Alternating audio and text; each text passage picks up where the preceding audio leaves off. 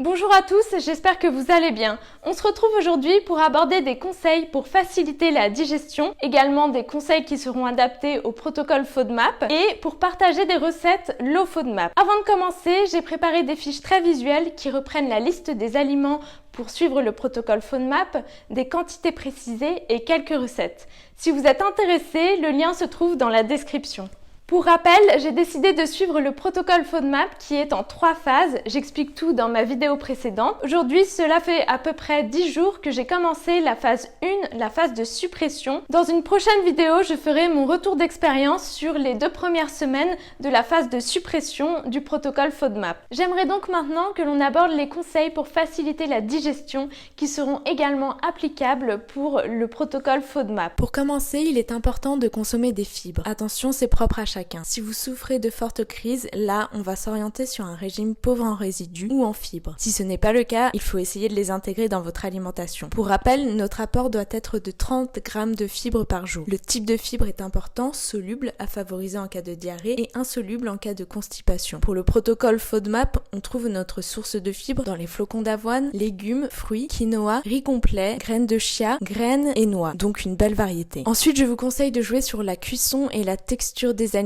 Attention, cela ne supprime pas les FODMAP des aliments, mais ce sont des conseils pour faciliter la digestion. Pour la cuisson, on va privilégier la cuisson à vapeur douce par exemple. C'est essentiel de choisir le bon mode de cuisson car celui-ci altère les composants des aliments et tue les vitamines. De plus, une mauvaise cuisson entraîne également la fameuse réaction de Maillard qui entraîne le brunissement des aliments et peut développer des propriétés toxiques et inflammatoires des aliments. Enfin, jouer sur les textures en liquide, des jus, smoothies, soupes ou mixés en purée afin de faciliter la digestion de certains aliments car les fibres sont prédigérées par ces processus de broyage et de cuisson. Donc même si on perd certaines vitamines et minéraux, ici la question c'est vraiment de retrouver une digestion moins douloureuse. Ensuite, intégrer des crudités même si cela peut être difficile lorsque l'on a les intestins sensibles car le cru contient beaucoup de vitamines, minéraux différents d'autres aliments. Il faut comprendre ce que votre corps tolère. Consommer en début de repas pour activer l'appareil digestif, consommer au petit déjeuner, isoler par exemple en collation l'après-midi ou en fin de repas si vous n'avez aucun souci sur la digestion. Mon 4e conseil, un peu moins connu, est de consommer vos pommes de terre, riz et féculents quand ils viennent d'être cuits. C'est important car la conservation à froid les rend moins digestes par la formation d'amidon résistant, ce qui va favoriser la formation de gaz dans notre corps. Tout comme n'achetez pas de riz pré-cuit, ce produit aura le même effet sur la digestion que la réaction que je viens d'expliquer. Ensuite, un petit conseil un peu connu, faites tremper une nuit dans de l'eau vos oléagineux et féculents comme le riz, quinoa, avant de les consommer pour faciliter encore une fois la digestion. Ensuite, il est important de bien équilibrer son assiette. Composez un repas équilibré, riche en glutamine et antioxydants. Pour rappel, la moitié de l'assiette devrait être composée de légumes, un quart de protéines et un quart de féculents. Il est important de bien composer son assiette afin de faciliter la digestion. Il ne faudra pas abuser sur les matières grasses afin d'assurer un confort digestif et il est aussi important de choisir la matière grasse appropriée à la cuisson car chaque huile a son point de fumée. C'est le moment où l'huile va dégager une fumée, ce qui libère des toxines. J'insiste, c'est important de bien composer son assiette afin d'avoir l'énergie suffisante, bien activer l'appareil digestif, surtout en phase 1 du protocole FODMAP